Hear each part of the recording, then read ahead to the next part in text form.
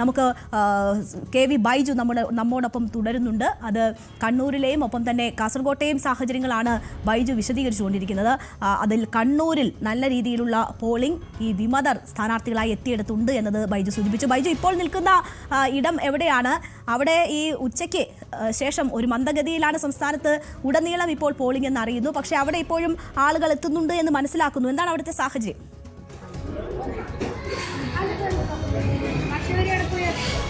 രേണുക, രാവിലെ ഉണ്ടായ അത്രത്തോളം ആളുകൾ നമുക്ക് ഇവിടെ കാണാൻ സാധിക്കുന്നില്ല. ഒറ്റപ്പെട്ട ആളുകൾ ഇപ്പോൾ വരുന്നുണ്ടെന്ന് പറയാം. പക്ഷേ നല്ല ചൂട് കൂടിയ ഒരു സമയമാണ്. അതോടൊപ്പം ഉച്ച സമയമായതുകൊണ്ടായിരിക്കാം ഇത്തരത്തിലൊരു ചെറിയ മന്ദഗതി കാണുന്നു. രാവിലെ കനത്ത പോളിംഗ് ആയിരുന്നു. ചില പോളിംഗ് ബൂത്തുകളിലൊക്കെ 5:30ക്കും 6 മണിക്കൊക്കെ വോട്ടർമാർ എത്തിയതാണ് അത്ഭുതപ്പെടുത്തുന്ന കാര്യം. അത് പ്രധാനമായും ഈ കാലാവസ്ഥ തന്നെയാണ്. രാവിലെ തന്നെ വോട്ട് ചെയ്യുക എന്ന ഒരു ഉദ്ദേശത്തോടു കൂടിയാണ്. എന്തായാലും അതുകൊണ്ട് തന്നെ ഉച്ചവരെ കനത്ത പോളിംഗ് ആണ് ഇപ്പോൾ രേഖപ്പെടുത്തിയിരിക്കുന്നത്.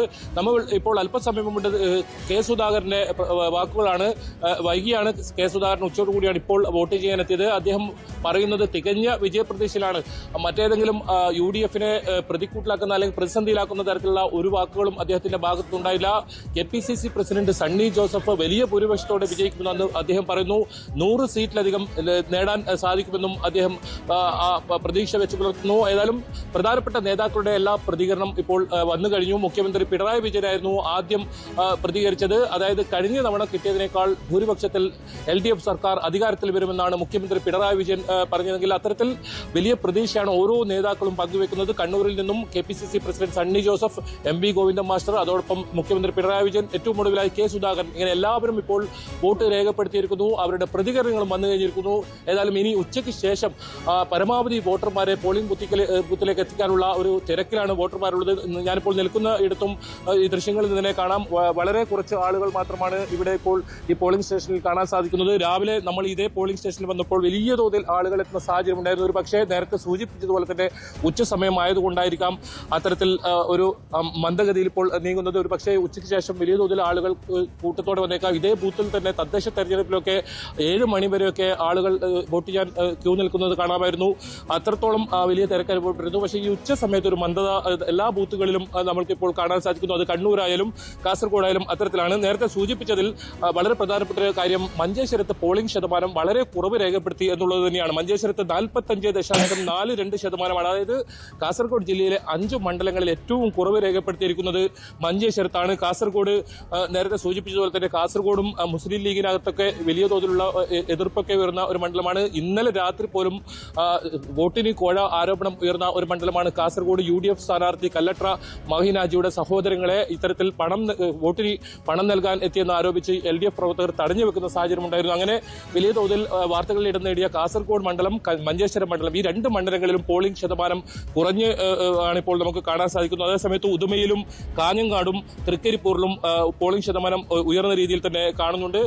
നേരത്തെ സൂചിപ്പിച്ചതുപോലെ തന്നെ മഞ്ചേശ്വരത്താണ് ഇത്തരത്തിൽ കയ്യാറിൽ 128 നമ്പർ ബൂത്തിലാണ് കള്ളവോട്ട് ചെയ്തെന്ന് ആരോപിച്ച് BJP പ്രവർത്തകർ രംഗത്തെത്തിയത്. ഗൾഫിലുള്ള ഖാലിദിന്റെ വോട്ട് ജാഫർ ചെയ്തെന്നാണ് ആരോപണം ഉയർന്നത്. അതിനെ തുടർന്ന് ജാഫറിനെ പോലീസ് കസ്റ്റഡിയിലെടുത്തു. ഏതായാലും പല ഇടങ്ങളിലും രാവിലെ മുതൽ തന്നെ വോട്ടിംഗ് യന്ത്രം തകരാറാവുന്ന സാഹചര്യം ഉണ്ടായിരുന്നു. മണിക്കൂറുകളോളം വൈകുന്ന ഒരു സാഹചര്യം ഉണ്ടായിരുന്നു. പിന്നീട് ഇത്തരത്തിൽ യന്ത്രം മാറ്റിയാണ് ഇപ്പോൾ വോട്ടിംഗ് പുരോഗമിക്കുന്നത്. ഏതായാലും ഈ ഉച്ച സമയത്ത് ഒരു മന്ദഗതിയിലാണ് പോളിംഗ് എന്ന് പറയേണ്ടി വരും.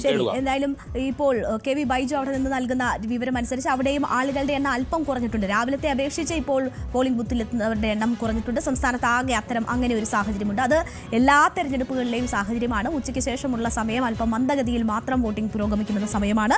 ഏറ്റവും ചൂട് കൂടിയ സമയത്തൊക്കെ അത് ഒഴിവാക്കി ആളുകൾ രാവിലെ തന്നെ കൂടുതലായി പോളിംഗ് ബൂത്തിലേക്ക് എത്തുന്നതാണ് നമ്മൾ കണ്ടത്. മാത്രവുമല്ല പോളിംഗ് ബൂത്തുകളുടെ ക്രമീകരണവും അങ്ങനെയാണ്. 1200 പേരിൽ കൂടുതൽ ഒരു ബൂത്തിൽ ഉണ്ടാകാത്ത തരത്തിൽ കൂടുതൽ പോളിംഗ് ബൂത്തുകൾ അനുവദിച്ചുകൊണ്ടുള്ള ക്രമീകരണം തെരഞ്ഞെടുപ്പ് കമ്മീഷന്റെ ഭാഗത്തുനിന്നും ഉണ്ടായിട്ടുണ്ട്. ആ സാഹചര്യങ്ങൾ കൂടിയുണ്ട്. ഇപ്പോൾ വരുന്ന അപ്ഡേറ്റ് എന്ന് പറയുന്നത് കോഴിക്കോട് ബേപ്പൂർ കൊളത്തറയിൽ വ്യാജ ID കാർഡുമായി കള്ളവോട്ട് ചെയ്യാനെത്തിയ ഒരാൾ പിടിയിലായിട്ടുണ്ട്. ആത്മവിദ്യാസംഘം സ്കൂളിൽ ബൂത്ത് നമ്പർ 94, ക്രമ നമ്പർ 283 അബ്ദുൾ സമദിന്റെ വോട്ട് ചെയ്യാനെത്തിയ ആളാണ് പിടിയിലായത്. പിടിയിലായ ആൾ UDF പ്രവർത്തകനെന്ന് LDF ആരോപിക്കുന്നു എന്നതാണ് MS അനീഷ് കുമാർ റിപ്പോർട്ട് ചെയ്യുന്നത്. CPM ജില്ലാ സെക്രട്ടറി M മെഹബൂബ് മാധ്യമങ്ങളെ കാണും എന്ന വാർത്ത കൂടി അനീഷ് നൽകുന്നുണ്ട്. ഒരുപക്ഷെ ഇതുമായി ബന്ധപ്പെട്ടുള്ള കാര്യങ്ങൾ പറയുമോ എന്നത് അറിയില്ല. SNDP യോഗം ജനറൽ സെക്രട്ടറി വെള്ളാപ്പള്ളി നടേശൻ അല്പസമയത്തിനകം കണിശുകുളങ്ങര ഹയർ സെക്കൻഡറി സ്കൂളിൽ വോട്ട് രേഖപ്പെടുത്താനായി എത്തും. അദ്ദേഹം അതിനുശേഷം മാധ്യമങ്ങളെ കാണും. നമുക്കറിയാം, നേരത്തെ NSS ജനറൽ സെക്രട്ടറി മാധ്യമങ്ങളെ കണ്ടിരുന്നു. പ്രത്യേകിച്ച് ഒരു സന്ദേശവും നൽകാത്ത തരത്തിലുള്ള പ്രതികരണമാണ് അദ്ദേഹത്തിന്റെ ഭാഗത്തു നിന്നും ഉണ്ടായത്. എന്നാൽ വെള്ളാപ്പള്ളി എന്ത് പറയുന്നു എന്നത് നമ്മൾ കേൾക്കണം. തുടർ ഭരണം ആവർത്തിച്ച് പ്രഖ്യാപിച്ചിട്ടുള്ള വ്യക്തിയാണ് വെള്ളാപ്പള്ളി നടേശൻ. അദ്ദേഹം ഈ വോട്ടെടുപ്പ് ദിവസം എന്ത് പറയുന്നു എന്നറിയാൻ കൗതുകമുണ്ടാകും. നമുക്ക് ഒരു ചെറിയ ഇടവേള എടുത്തതിന് ശേഷം വളരെ പെട്ടെന്ന് അതിലേക്ക് തിരിച്ചെത്താം. കൂടുതൽ വാർത്തകൾക്ക് News 18 Keralam YouTube channel subscribe ചെയ്യുക.